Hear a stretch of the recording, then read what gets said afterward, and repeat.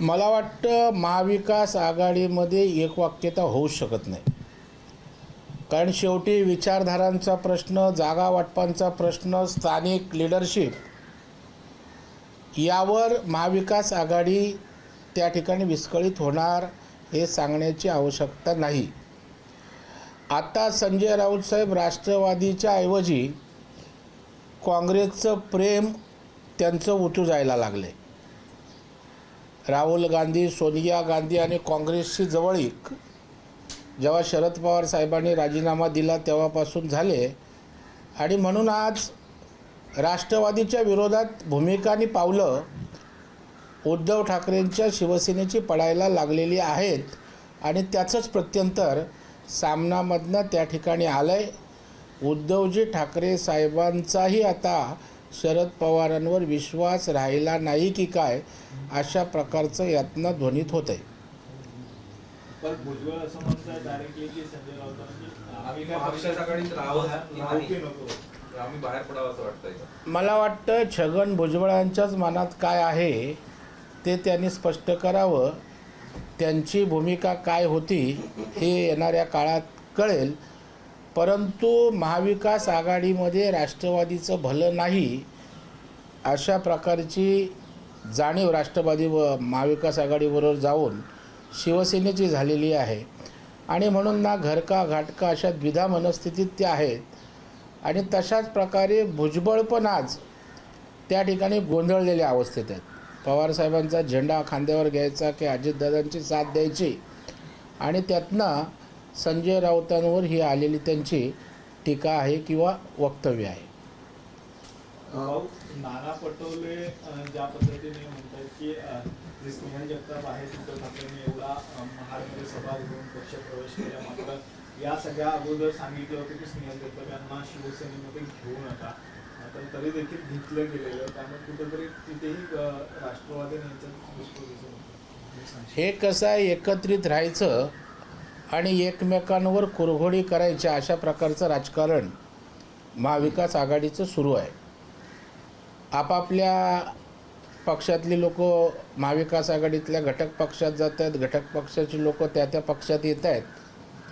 आणि मला वाटतं महाराष्ट्रातले अनेक प्रवेश बघायला पण राष्ट्रवादीची लोक शिवसेनेत आलेत, काँग्रेसची लोक आज उद्धव ठाकरेंच्या शिवसेनेत त्या ठिकाणी आलेत. आणि त्यामुळे काँग्रेस संपवायचं आहे की काय, राष्ट्रवादी आणि उद्धव ठाकरेंच्या शिवसेनेने मिळून असा एक पडद्यामागे काही डाव आहे की काय, आणि त्याचाच भाग महाडची त्या ठिकाणची काँग्रेसच्या स्नेहल जगताप यांना उद्धव ठाकरेंनी आपल्या शिवसेनेत घेऊन साधायचा प्रयत्न करतायत की काय. कारण राष्ट्रवादी काँग्रेसने सुद्धा भूमिका घेण्याची आवश्यकता होती की खरंच त्या ठिकाणी महाविकास आघाडी करायची असेल तर काहीतरी आचारसंहितेची आवश्यकता आहे. परंतु मला वाटतं ते दिशाहीन झालेले जशी गावाकडे ढोरं असतात तसं कोणाचा कोणाला मेळ नाही. प्रत्येक पक्ष आणि त्यांचे नेते हे त्या ठिकाणी दिशाहीन झालेले आहेत. कोणी काय करावं याचं ताळतंत्र नाही, आचारसंहिता नाही. त्यातनं हा राजकीय वैचारिक स्वैराचार अदलाबदल त्या ठिकाणी होताना दिसते.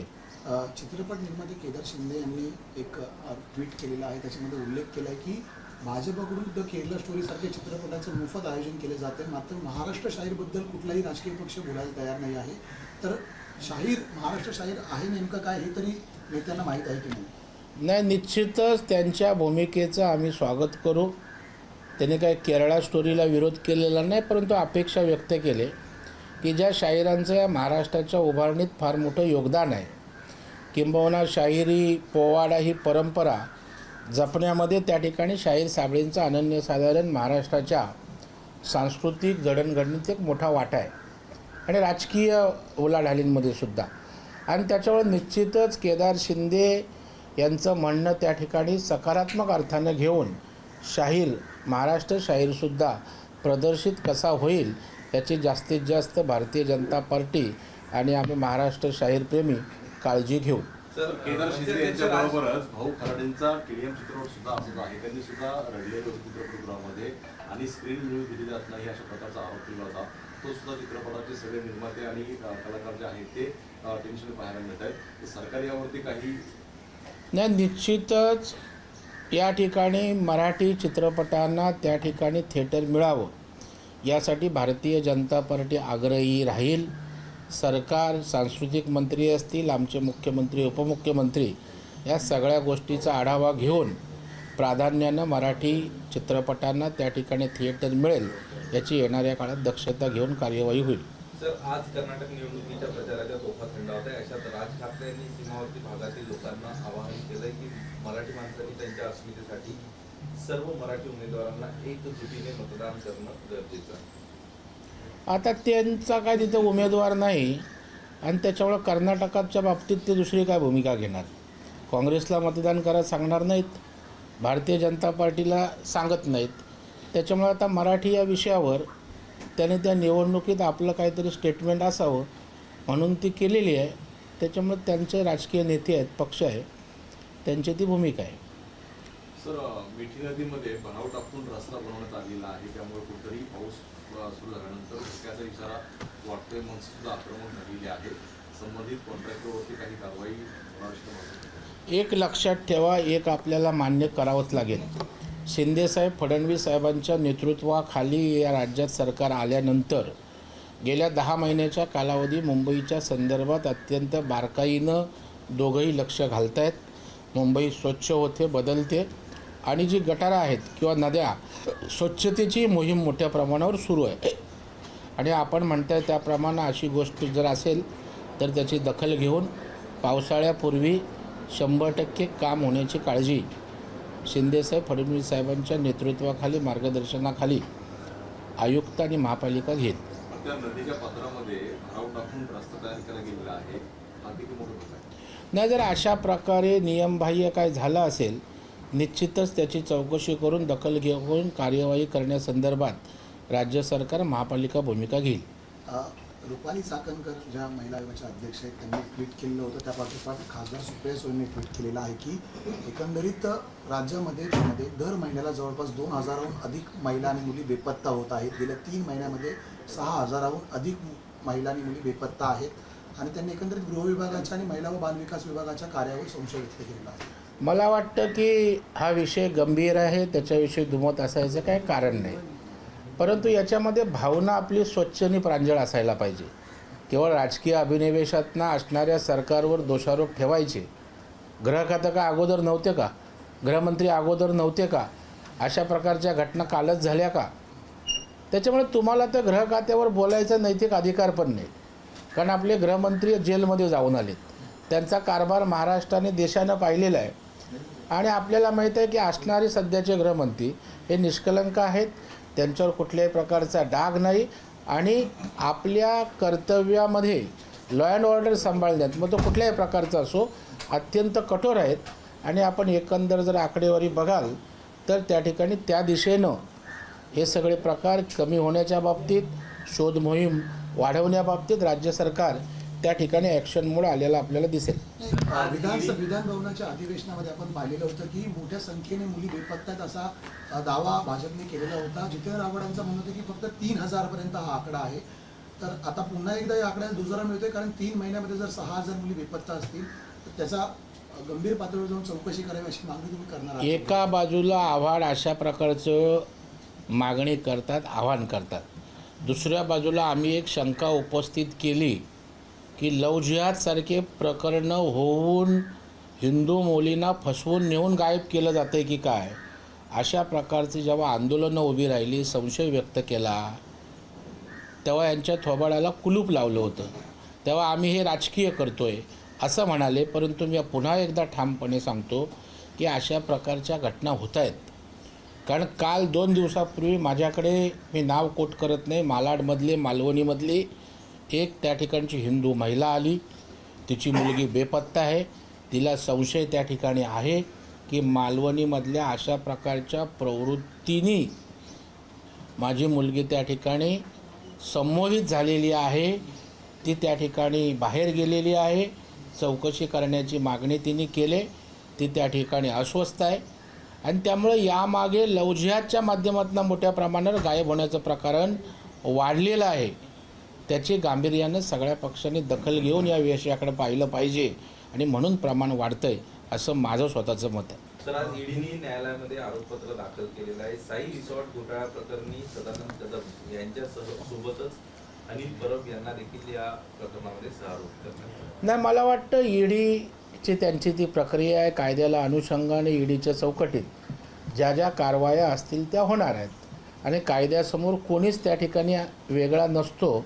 त्याच्यामुळं जी कायदेशीर ईडीची आपल्या संविधानाच्या चौकटीत कारवाई असेल ती होईल.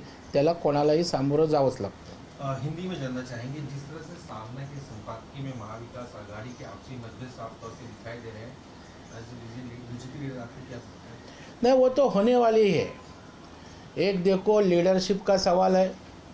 महाविकास आघाड़ी का लीडर कौन बनेगा? अजित पवार बनेगा, उद्धव ठाकरे बनेगा कि नाना पटोले, बाला साहब थोरात बनेंगे, अपना अशोक चौहान बनेंगे? विचारधारा का विषय है. विचारधारा के बारे में आप अपनी राय है. तीसरा लोकल लीडरशिप विधानसभा लोकसभा की है.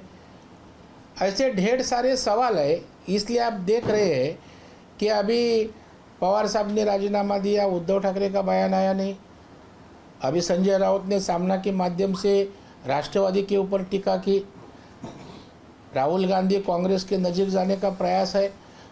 अभी महाड़ में जो प्रवेश हुआ, महाड़ के नगराध्यक्ष जो थी स्नेहल जगताप, कांग्रेस के वहाँ के एमएलए थे मानिकराव जगताप, लीडर जो कांग्रेस के जिलाध्यक्ष थे, उनकी बेटी है. उनको लिया उद्धव ठाकरे ने शिवसेना में. अद्वैत हीरे का नासिक में मालेगांव में हुआ. तो मुझे लगता है एक दूसरे के पार्टी के लोग ले रहे हैं, चुनाव लड़ रहे हैं. अभी उधर नाना पटोले बोल रहे हैं हम कांग्रेस की जगह लड़ेंगी. तो जिनके मनभेद है वो कहाँ से युति करेगा? हो ही नहीं सकती है. उन्होंने कहा कि एनसीपी के लोग बैग भरकर तैयार थे बीजेपी में जाने के लिए. उस पर भुजबल कह रहे हैं कि अगर वो एकनाथ शिंदे के बैग पर ध्यान देते तो ये नौबत नहीं आती आज. ना भी वो क्या एक दूसरे के ऊपर टीका भी करते हैं और साथ में रहने की बात भी करते हैं. तो मुझे लगता है कि बैग कौन भरा था, बैग किसने भरी नहीं, वो आने वाले समय में अपने सामने आएगा.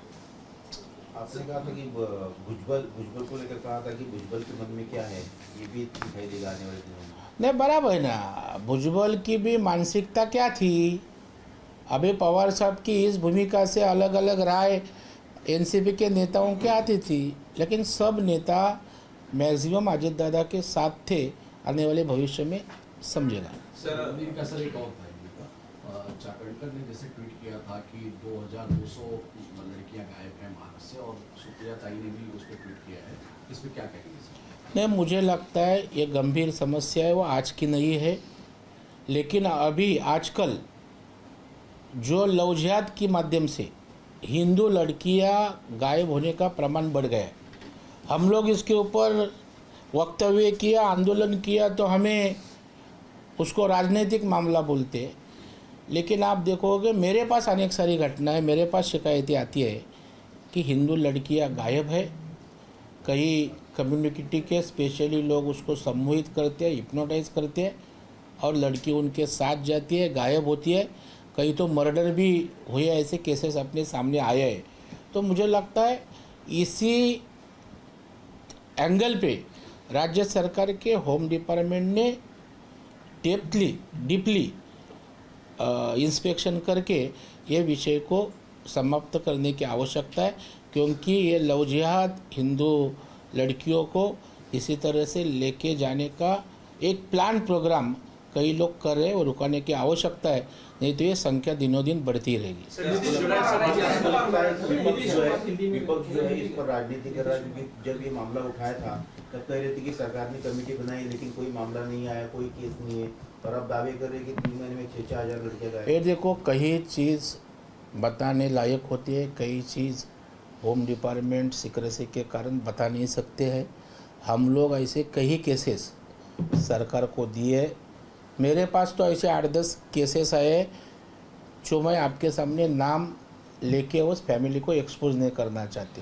तो इसलिए प्रमाण बहुत ही बड़े पैमाने पे बढ़ते जा रहा है और सरकार इसके ऊपर गंभीर है. कानून लाने की मांग भी हम लोग की है. तो सरकार गंभीरता से ये विषय के ऊपर ध्यान देगा और कार्रवाई करेगी। कि कांग्रेस एनसीपी या जो बाकी विपक्ष के लोग हैं वो इस पर अब राजनीति कर रहे, पहले मना कर रहे थे और अब केस ज़्यादा होने के बाद नहीं, मुझे लगता है यह गंभीर समस्या है, इसके ऊपर राजनीति करने की आवश्यकता नहीं है। ये सबका विषय है और ये लड़कियां गायब होना ये अच्छा नहीं है। इसलिए सब पार्टी मिलके सरकार को इस विषय में मदद करने की आवश्यकता है और ये विषय समाप्त करने की आवश्यकता है। एक बात है कि एक तरफ जो है महाविकास आघाड़ी के नेताओं में बन नहीं रहे, कांग्रेस शिवसेना, कांग्रेस एनसीपी या शिवसेना आपस में जो है कई मुद्दों पर मतभेद सामने आ रहे हैं। दूसरी तरफ 11 मई को कहीं नीतीश कुमार मुंबई आने वाले हैं और उद्धव ठाकरे को और फिर शरद पवार इनको मिलने वाले, विपक्ष की एकता की वो बात करने वाले और उनको न्योता भी देने वाले।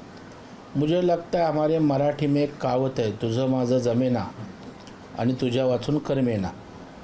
तो ये महाविकास आघाड़ी का ऐसा ही है, एक दूसरे को गाली देना, अलग अलग विचारधारा लेके इकट्ठा होने की बात करना, एक दूसरे के पार्टी के नेताओं को प्रवेश करके लेना, बाद में हर पार्टी बोलेगी हम ही चुनाव लड़ेगा। इसी तरह कभी भी एक वाक्यता महाविकास आघाड़ी हो नहीं सकती है और इसलिए टीका टिप्पणी जोर से एक दूसरे के ऊपर बढ़ रही है और इसका अंत महाविकास आघाड़ी एक नहीं हो सकती। नीतीश कुमार आ रहे हैं, वो राष्ट्रीय स्तर पर सबको एक करने की कोशिश करे मोदी जी के खिलाफ। आपको लगता है ये संभव हो पाएगा? नेता इकट्ठा कर सकते हैं, जनता है किधर? इस देश की जनता मोदी साहब के साथ है और खाली जो नेता लोग हैं जिनके पीछे सैन्य नहीं है, जनता नहीं है, मतदाता नहीं, वो इकट्ठा के क्या करेंगे? मोदी साहब तो जनता के मन पे सवार हुए हैं। आज देश की जनता को लगता है कि मोदी साहब इस देश के लिए चाहिए, तो ये नेताओं की इकट्ठापन होगा, इससे मतदाताओं में, जनता में कुछ भी फर्क पड़ने वाला नहीं। ये खाली नेता इकट्ठा हो सकते हैं जिनके पीछे जनाधार नहीं। सर, लव जिहाद का जिक्र कर रहे हैं। हाल ही में एक फिल्म रिलीज हुई द केरला स्टोरी, जिसको लेकर बीजेपी इसे अलग अलग लोगों के बीच पहुंचा रही है। कई सारे स्टेट में इसे बैन भी करने का जिक्र हो रहा है। महाराष्ट्र में इसे टैक्स फ्री करने का गुहार शुरू है, क्या नहीं? मुझे लगता है इस देश के लिए, राष्ट्रवाद के लिए ये स्टोरी देखने की आवश्यकता है, पिक्चर देखने की आवश्यकता है, क्योंकि केरला भी इस देश का भाग है, इस देश का एक स्टेट है और यह भारत का अविभाज्य स्टेट है।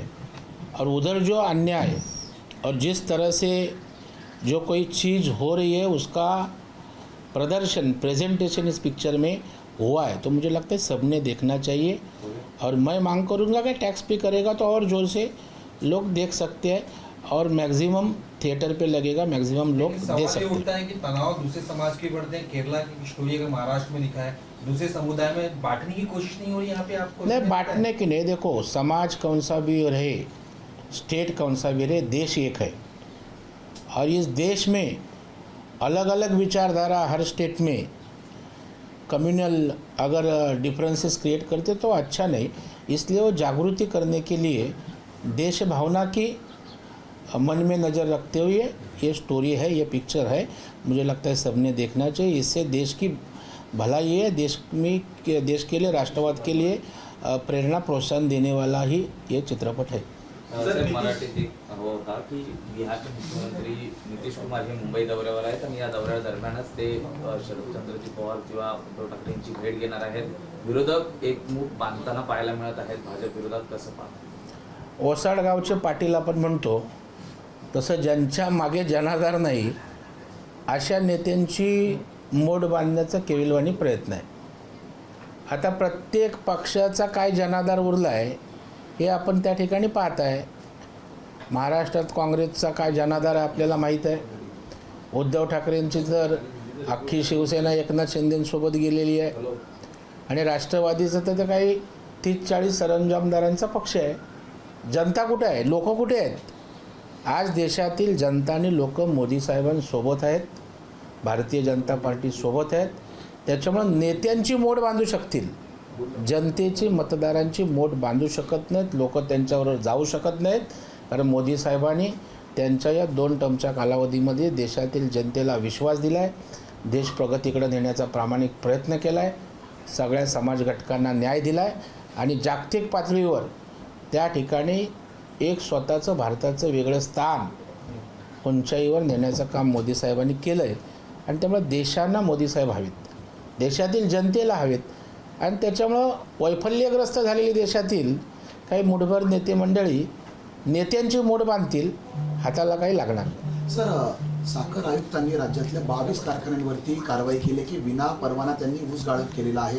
त्याच्यामध्ये 2 कारखाने जे आहेत ते माजी सहकार मंत्री आणि भाजपचे नेते हर्षवर्धन पाटील यांचे आहेत. त्याला 3 कोटीचा दंड आकारला आहे. काय सांगाल या कारवाईकडे कशा प्रकारे? मला वाटतं तुमचा प्रश्नच चुकीचा आहे. कारवाया काय पक्षीय होत नसतात. भाजपच्या कारखान्याला वेगळी कारवाई, राष्ट्रवादीच्या वेगळी. नियम कायदा हा त्या ठिकाणी सहकार कायदा असो, साखर कायदा असो, कुठलाही सगळ्यांसाठी त्या ठिकाणी एक असतो. याचा अर्थ उलट आमचं अभिनंदन करायला पाहिजे की आमचा भाजपचा माणूस त्यामध्ये भरडला गेला तरी हे सरकार त्या ठिकाणी दुजाभाव करत नाही. त्याबद्दल आमचं ॲप्रिशिएशन पाहिजे.